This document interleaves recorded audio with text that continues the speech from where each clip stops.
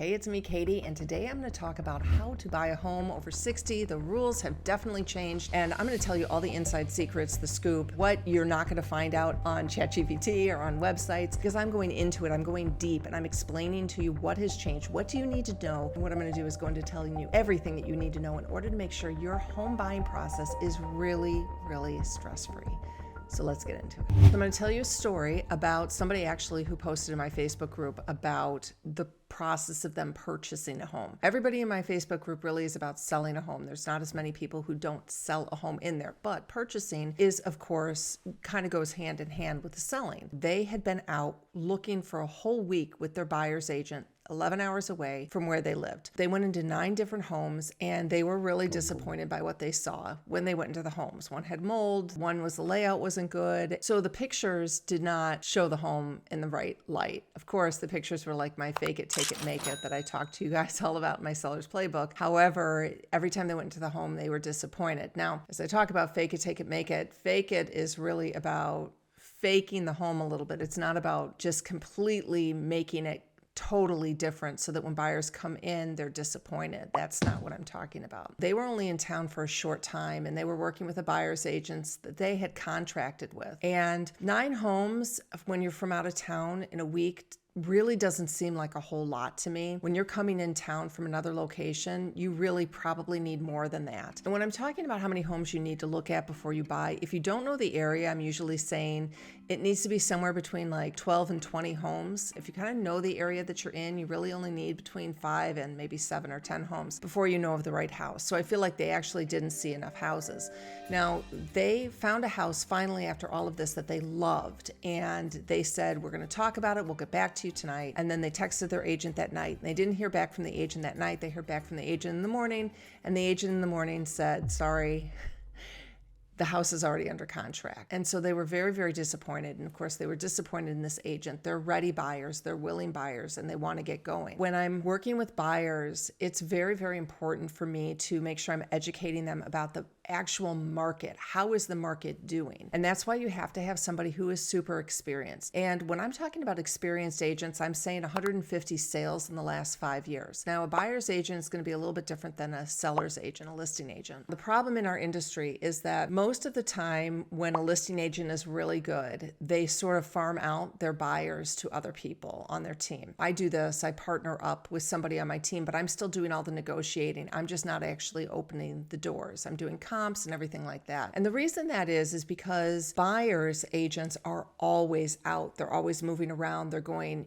house to house. It's very quick. It's very last minute. And listing agents, if you have a very, very strong listing agent who's doing a lot of sales, it's very hard for them to be pulled away from their desks and go open doors, especially last minute, because listing agents who have a very, very established practice have a very big business. I mean, they're really, really running a small business. Many of these very, very good listing agents that I'm talking to are running $1 million or a $2 million team. So when they get a call to say, hey, can you open this door for me at the last minute? They're going to send one of their team members and then they might be involved. So the first thing I would have asked this buyer is, how many transactions has this agent worked on? In addition, I would find out, is this truly somebody who's just too busy to be working with buyers right now? So that's a really, really important distinction that you need to know. The other issue about this is they kept saying that there were no homes that met their criteria. And when I'm hearing that, what it means to me is that your price point is too low, because an agent cannot pull a home out of thin air. And so if you are not finding homes that work for you in your price point, it means your price point is too low. So it could be that their price point was just too low, and then they found this great home that seemed to be in their price range, but then their agent didn't pull the trigger fast enough. Agents who are experienced understand the market at a very, very high level. And so I'm going to tell you a story about, I had buyers a couple weeks ago. I knew that we were going into a house that was going to be in very, very, very high demand. When we went in, we knew that there were going to be multiple offers before we even wrote our offer. I thought the house is priced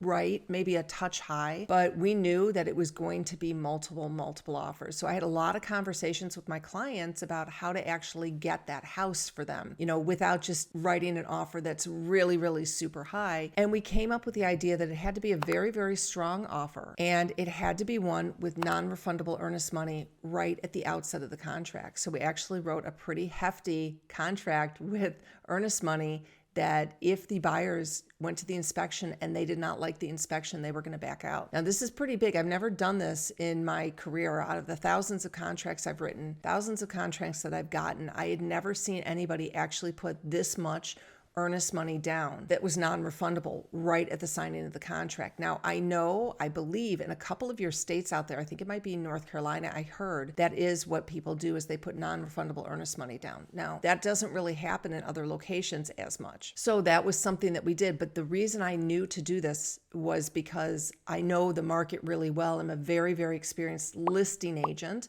which means that as a listing agent, I see multiple offers coming in. I see what buyers are willing to do. And so as a listing agent, I can say, I know there are a lot of buyers out there, or there are a few buyers out there, or I know how much this should go for.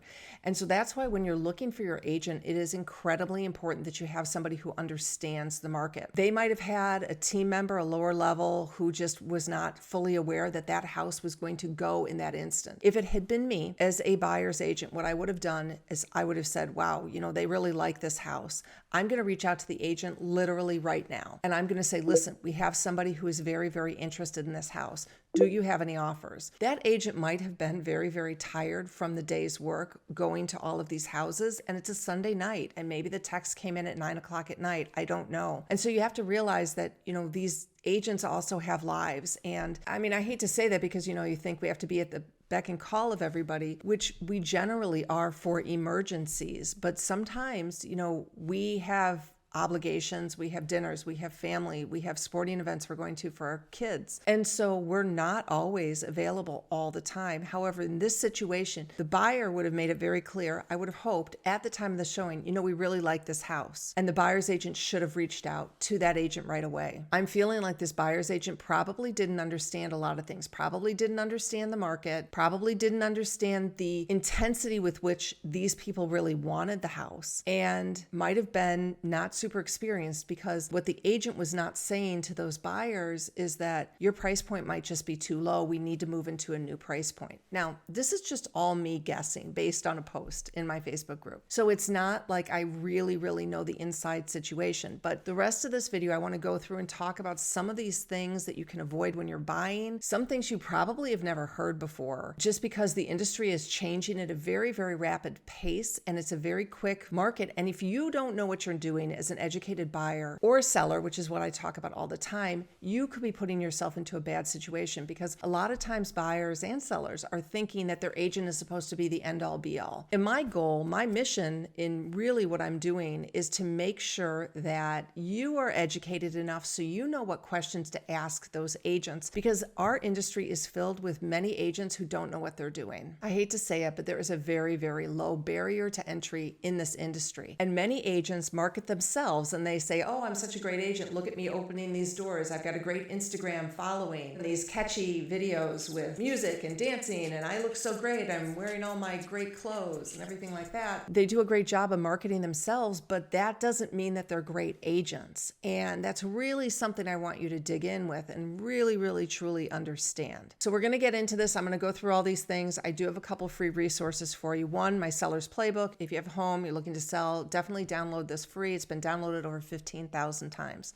I swear it's totally useful. Second thing is that I've got my Facebook group, which you can jump in and you can ask me questions like this. I really do try to answer every single question that is in there, and so does our community. And then the third thing is that if you do need an experienced agent in your area, you don't know where to start, whether it be a buyer or a seller's agent, just go ahead and fill out the link and I'll make sure I get you an agent that really, really is experienced, and then you can decide if you like that person or not. So the real estate market probably has changed since you last bought, and there are so many things you need to know. I hate to be overwhelming. I just want to give you the ideas here so that you can be educated, and then you can make sure you're asking the right questions. Because I've seen buyers lose out on houses. I've seen them overpay way too much. And the biggest issue is I see buyers not getting the houses that they want, kind of like in the example that I talked to you about. And when I was working on this one offer that I told you about where we did the hard earnest money, after we got the house, they said to me, wow, we've been looking for a house for 4 years and we haven't gotten the house. And I said, well, maybe that's because you had the wrong agent.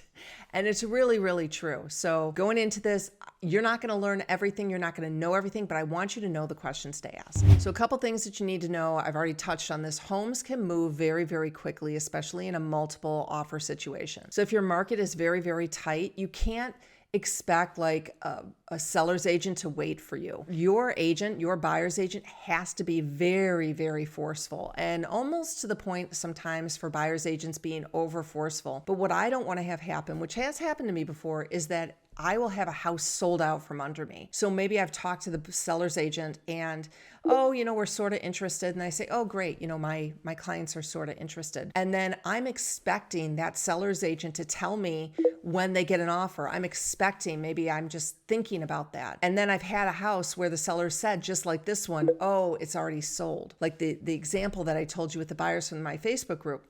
That's what happened. It was sold out from under them. Now that agent really should have been very, very forceful right at that moment of looking at the house. I have somebody who's interested. Tell me what's going on. Now, it might have already been under contract by the time they had that showing, but you never know. The agent really needs to be quick and needs to put pressure on that seller's agent. There's a lot that goes into the buying purchase right now, and I get a lot of people who are like, oh, well, we're just going to go and write an offer. No, you have to have your pre-approval, or you have to have your proof of funds. You've got to have your timing down. You have to be a really, really good buyer. And a lot of times as a listing agent, I'll get people who say to me, oh, I'm ready to buy a house. And I'm like, okay, great. Do you have an agent? They're like, no. And I'm like, listen, if you don't have an agent, it means kind of you're not serious. You don't really know what you're doing. And there are a lot of red flags for something I call are they a real buyer? Now, a real buyer is somebody who is actually ready to pull the trigger and buy. This means that they go through paperwork. It means they've engaged an agent. It means if they haven't engaged an agent, they know how the system works. That is what constitutes a real buyer. And so somebody who doesn't have all of these things ahead of time is not going to look like a real buyer. So the other thing that which I'm sure, is Zillow, online resources, things like that. Now, there is also something out there called the private network, and there is a company called Zenlist. Now, Zenlist is showing private listings, okay? Zenlist is showing private listings to agents and to buyers who have affiliated themselves with agents. So if you have not connected with an agent, I don't believe you can get on Zenlist. You will not be able to see those private listings. So now I don't know how much they are around the whole country. I do know in my area they are there, and it's very significant. So you can see the homes that are coming on the market before they actually hit the public MLS. Now, when you're thinking about buying, I really need you to think about what is super important to you in this next house. What are the things that can give? What are the things that don't give? Here's one of my biggest issues is that for empty nesters, especially in the Chicagoland area. I'll talk about that. In different parts of the country, there's lots of different housing stock, but like in the Chicagoland area, it is horrible for empty nesters. I mean, it is just pathetic how few homes, actual homes, I'm not talking condos, I'm not talking kind of this little thing that they squeeze into that they rent. I'm talking a home that's like a 3-bedroom, maybe a 2-bath with a 2-car garage. Now, in Florida, they're all over the place, right? You have all of these new home developments that are for empty nesters, the 55 plus, the Del Webb communities. You have all of that. So you need to understand, does the housing stock in your area have this type of home? Because I get a lot of people in the Chicagoland area who call me and they say, oh, I'm looking for an empty nester home. And I'm like, oh, this is going to be a real nightmare. We just don't have that stock. There is just not that type of inventory. So you may think this is what we're going to do. We're going to move into a 55 plus community, or we're going to downsize. You need to understand, is that market actually in your industry? And you can do that by first talking to an agent, and any agent is going to have a conversation with you about this. You can also go on Zillow. You can go and look online and see if there's that type of housing stock there. So I want you to understand, what are you looking for, and does your community actually have it? So the next thing is, how do you actually pay for this home? And gosh, so much has changed that it makes it really hard for people who do not have an actual job to get a mortgage. Again, you need to get your resources. Remember, this video is not going to give you the exact every single bit of information. It's going to give you enough information so you can be educated, so you can go ask somebody. There is an issue right now that if you do not have income, like you don't have a job, income coming in, then you can't get a mortgage, because a lot of the mortgage rules state that your debt to income ratio, meaning all the debt that you have, really should not be over 41%. There are lots of different ways this can be managed, but that is really an issue. So if you are over 60, you haven't done this in a long time, maybe you're retired and you don't have that income and you're thinking, well, we're just going to go get another mortgage because we've got $2 million in the bank. That may not work. And I hate to say this. I hate it. I mean, I have a seller who has millions and millions of dollars in the bank, and he's really struggling to get a mortgage because he doesn't have any income because he's retired. So you've got to make sure that you're talking to those lenders. Also, you can start with your agent, who definitely has those lenders you can talk to as well. Next, should you buy before you sell? Now, the timing of everything is very, very stressful and very difficult. And this is what I'm going to tell you first, okay? If you do not know where you're going to go, you should not put your house on the market. The worst thing I have seen is somebody who's like, yep, we're selling next month. They put their house on the market, and then they say to their agent, oh, hey, let's go look at some houses. And the agent's like, there are no houses to look at because we have no inventory in this market, or there's no housing stock that you're looking for. So I really am begging you to start looking at homes now. Even if you're thinking you're selling in like 2 to 5 years, you need to understand what that housing stock in that market looks like. Because I will tell you, in the Chicagoland area, I've been working with people for 5 years because what they're looking for just doesn't really exist. So if that is you and you realize, oh my gosh, this type of home is not actually here, you're gonna have to change your plans. You may need to do like a condo in one location and maybe a house in another location. So you really need to start looking at what are you going to buy before you think about selling your home. Please, I beg of you. Now, the other thing about buying before selling, or selling and buying at the same time, is that you may have a home sale or a home close contingency. Again, this process, there's a lot to know about this. I'm giving you kind of the top level stuff. So a home sale is where you are going to put your house on the market in order to buy another home. This is very, very risky, and most sellers will not take a home sale contingency unless their market is really, really bad.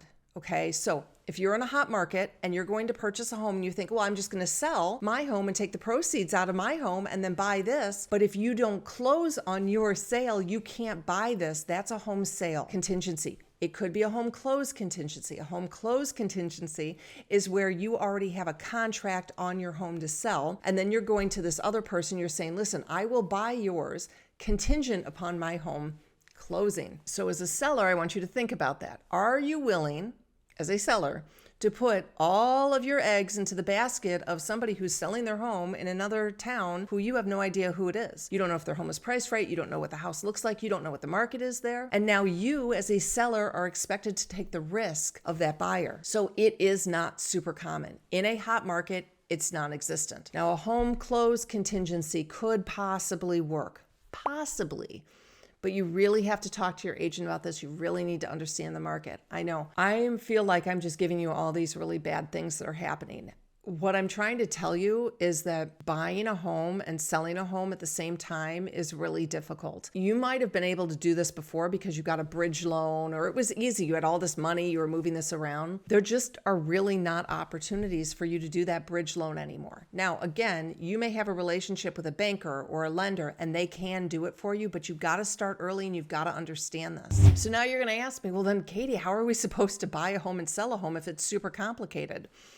And that is what I hate to tell you. It's very difficult. So the way a lot of people do it is that they will figure out how to get a mortgage. Now they can get a mortgage, or they might take money out of an IRA or have that as a backup if their home doesn't sell. There are a lot of creative ways you can do this, but what a lot of people do, unfortunately, they have to do is they have to sell their house first, and then they have to get temporary housing, and then they can go and purchase. I know you guys are thinking, I can't do that. And I know, and it's really difficult. And this is what I see as a major issue in our country, is how are you supposed to handle this and deal with this? And I wish I had a better answer, but many times, I feel like when I'm first on the phone with somebody and they have no experience in this, I hate breaking the news to them about this. The reality is that you have to have plan A, plan B, and plan C. And usually that plan C is we're going to sell and we're going to find temporary housing, whether that's with a family member or you do a 6-month lease or a 2-month lease. Now, the issue with that, of course, is that you have to spend money on moving 2 times and storage. But these are all things that you need to take into consideration. And that's one of the reasons that I've created my seller's playbook, which I told you guys about earlier. It's got a whole list of questions in the first section where you kind of start with strategy. And that's going to ask you all the questions that you need to understand. You need to talk between yourselves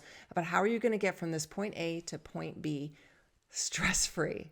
So you can download that at the link below or scan the QR code on the screen. Okay, if you're still here for this, now I'm going to get into a little bit more complicated stuff. I know you guys might have heard about this. The whole NAR lawsuit that happened, buyer compensation rules have changed, and now the buyers are expected to pay for the commission of the buyer's agents. There's so much to this. I've done a bunch of videos on this, but this went into effect in August of 2024, and we are about a year into it, and I can tell you kind of how it's playing out a little bit. And what it said is that listing agents are no longer allowed to put onto their listing agreements how much the seller is required to pay the buyer's agent. That's how it used to happen. Some people are still doing this, but we're not going to talk about those people. We're going to talk about the way that it's supposed to be, okay? When you are listing your house, you should be asked to negotiate the seller side commission. Now, there are many agencies, many brokerages that do this. EXP, my agency, my brokerage, is one that actually does this. I am only negotiating the list commission, okay, for the seller. So now you're saying, well, how does the buyer's agent get paid? Well, the buyer's agent can get paid in multiple ways. Now, you as a buyer, when you go and contact a buyer's agent, you are going to be asked to sign an agreement. This is really the new norm. Like if you think you're getting away without signing an agreement, it can be a one-time showing or it can be a month, it can be 6 months. You're out of your mind, because any agent who knows what they're doing is going to tell you you have to sign a buyer's agreement. And this is good because it really lays it out. We've been trying as agents to do this for many, many years, a long, long time, but buyers would push back because they don't want to be in a contract with a buyer's agent, which I totally, totally get. But what would happen is that buyers felt like they could just ask an agent here and here and here and here to go and show them houses, and then the agents don't know what's going on. There's no understanding of expectations between the buyers and the agents. So what this buyer agency agreement is going to be, it's not necessarily about tying you into a length of contract, okay? Because you can do any time. You can do, like I said, one home, you can do 6 months, whatever it is. You don't have to be tied into it. But what it says is it gives the expectations of what is going to happen when you do go to buy a home. So let's say you go see one home with this buyer's agent. The agent's going to give you this sheet and it's going to say, if the seller does not pay out a buyer commission on this home, you will have to pay me X amount. And that is going to be on that contract. Now, before you flip out, if you haven't heard this yet, okay, hold on, don't flip out. So it's going to have a percentage or a dollar amount on there. And you're going to say, but wait, why would I pay this? I'm a seller. I'm paying my buyer's agent already on the other side. Why am I paying a buyer's agent? I'm paying my seller's agent, and I'm paying my other buyer's agents. That's like 3. That's not really what we're seeing pan out, okay? What we're seeing pan out is most of the time, the sellers are still paying the buyer's compensation. So what happens is when you as a buyer submit your offer, you are going to submit it with an offer of compensation for your buyer's agent. So most likely your buyer's agent is going to write onto that contract, the seller will pay the buyer's agent X amount, and that's going to match up with what is on your buyer's agreement. So that is going to be included in the negotiations of the deal, which I think is really actually pretty good because you can use that as a bargaining tool right now. So what will happen is that then the seller will come back and say, okay, we'll pay it or we won't. And if they say we won't, you as the buyer have the opportunity to say, you know what, that's part of the negotiations, we're out because I can't afford to pay my buyer's agent on top of that. Now, even in a hot market, I am still seeing the sellers pay the buyer's agents. I'm still seeing that. Now, I don't know if that's going to change, but there hasn't been much of a change as of this moment, other than having the conversation ahead of time is how much and who is going to be paid and who is going to pay them. Right now, as a buyer, you are going to need to sign a buyer's agreement, and it's going to have the percentage on there or a flat amount. Your buyer's agent will request the seller pays it. If the seller does not pay that, you will know. And you will know right then and there. So if you are still here, I'm going to say that this is valuable to you, I hope. So if you are still here, make sure you hit that subscribe button and give me a comment down below on what you're surprised about or what you want me to talk about or questions that you have. Anything like that, go ahead and put it down there. But if you're still here, I hope you are. I got one more little complicated thing to talk about. Now I'm going to talk to you about this if you're a lister. Okay, if you're selling a home, when you talk to your listing agent, I do not want this. I don't want you to do this. I don't want you to do this. I don't want you to do this. If you're talking to your listing agent, I do not want you to say how much you are going to pay out that buyer's agent who brings you an offer ahead of time. You can talk about it and you can say, yeah, I'm willing to pay it. I do not want you to say how much you are paying. I do not want that in writing. Now, a lot of agents out there are going to be very upset with me for saying this. I want the sellers to negotiate the seller side, and then when the buyer comes in, you're going to negotiate the buyer side. If the seller's agents push back on that, you're going to let me know and we can kind of talk a little bit about it. The reason why is because let's say you as a seller say to your agent, I'm going to pay out 2%. And your agent's like, okay, fine, I'll put 2%. But the going rate for buyer's agents to be paid out is 3% in your area. What's going to happen many times is the buyer's agent will call the listing agent and say, is the seller providing compensation? And the seller's agent will say, yeah, they're providing a 2% compensation. But the going rate is 3% in your area. So the buyer's agent goes and tells their buyers, well, they're only paying 2%, so you're going to have to pay another 1% when we go and look at it. The buyers may say, you know what, we don't want to look at that yet. We're going to wait on that. Here's the thing. You as a seller will pay 10% if the offer is good, right? So this is what I want you as a seller and a buyer to understand. This is all a negotiation. Let's say that you come in $100,000 over list price and you ask the seller's agent to pay 10%. They might pay that because it's a great offer. That's why you cannot pre-negotiate that buyer agent commission with your listing agreement. So now on the other side, I'm talking to you as if you're a buyer, which you are because you're watching this, is that let's say you've signed an agreement with your agent for 3% and your agent calls the other agent and says to you, okay, they're only paying out 2%. You still need to go see that house.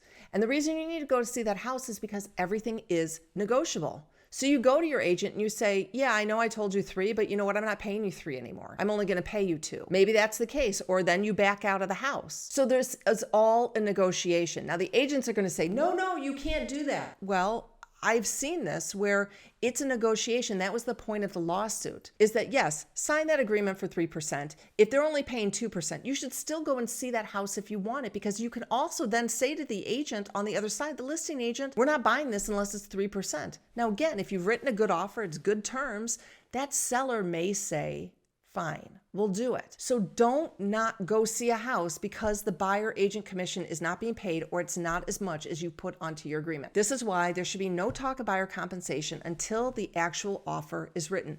You don't even need to talk about it. You don't need to talk about it. There's no reason. The only person you're going to have a conversation with it about is your buyer's agent. But beyond that, you're just going to write it into your offer when you go to purchase your house. That's it. This may be pretty easy to understand, and it kind of is leading up to everything that I'm talking about, is that the right agent makes all the difference. In the story that I told you in the beginning, that agent did not get back to the listing agent right away and say, hey, my buyers are interested. Those people wasted a full week. They were ready to go. And now they have to go back to their hometown and wait for another home to come on the market. Like, they wasted that week because they didn't have an agent who understood the significance of what they were doing. An agent is going to make all the difference for you. Now, I do get questions about, is your listing agent the one you should use for a buying agent? And usually the listing agents that we refer out have a lot of business. And as I said, a lot of business, you're going to be 150 transactions over the last 5 years. Again, if that agent is selling like more than 50 homes a year by themselves, that's a very, very busy agent. Usually an agent who's selling over 50 homes a year, buyers, sellers, they usually have support staff. If an agent is selling 100 homes a year and it's just them, that is a very, very busy agent, okay? So now if you have an agent that's selling like 100 homes a year, it's okay if they have a showing assistant. Like, that is, I think, ideal, where you're working with that one very, very busy listing agent, and then you have a showing assistant who opens the doors, who knows what's going on, who helps write the offers. Because you don't need that super experienced agent necessarily to be there with you to open the doors. But what you do want is you want the consultative advice from that agent. You want the negotiating skills. and you want that agent's relationship with other agents in the area. And I can say that from experience, is that when I get a really great agent bringing me an offer, I know that agent has gone over A, B, C, and D with that buyer. I know it. And so when I'm bringing an offer to somebody, those other agents on the other side know what they can expect from me. And so that's the benefit of having that listing agent who does a lot of work with a showing assistant. Issue with buyer's agents. I'm not going to say it's an issue, but buying a home is very emotional, and many people who are buying build this amazing bond with their buyer's agents. Now, if you want that, then you're going to want an agent who probably is somewhere in the range of 150 homes in the last 5 years, maybe sells 20 to 50 homes a year by themselves. Like, you will probably get that with that type of person. And there are outliers there too. I mean, if you have an agent who's been in the industry a long time, maybe has only sold, 5 homes in the last year, I mean, that agent is going to know what they're doing, but that agent may not have the market knowledge at that specific moment about what is the market doing. So there's all these kind of variables. Like I said, if you guys need an agent, you know that I can help you find one. But it's important for you to dig in and do your research on this and make sure that your agent is your partner there, that is going to battle for you, that's fighting for you, that's not afraid to have the tough conversations, and is kind of pushy with those listing agents. You need somebody who's like, hey, listen, my buyer wants this house. What do I need to do to get this house? That's really what you're looking for as well. A couple last points for you I think are important that you need to kind of know about, but you stick around, you can find a lot of information from my other videos. One of the things I want you to really understand is how to price a home. I know you're like, we're not selling, we're buying. I want you to understand how to price a home, and I've got that video on how to price a home. This can show you how to price a home in any location. So you can go on Zillow and you can see if the home is valued correctly that you're looking to buy. I had somebody in my Facebook group who said, this house down the street was listed too high. I want to come in at $90,000 less than the list price, but I'm afraid they're going to be offended. Now, you should know if that house is actually overpriced or not, because a house is worth what a buyer is willing to pay for it. Now, what I said in the comments was, if the home has only been on a day, 2 days, that buyer's not going to take $90,000 less than list. But if the home has been on 2 weeks or a month or 2 months, depending on your market, the price is wrong because no buyers have purchased it at that price. So you need to know where things are falling, how quickly homes are selling. You need to get set up on a search, and you need to be set up on a search for homes that have closed in the area that you're looking at too, because I work with people for, years really. But let's say I'm working with somebody for 6 months.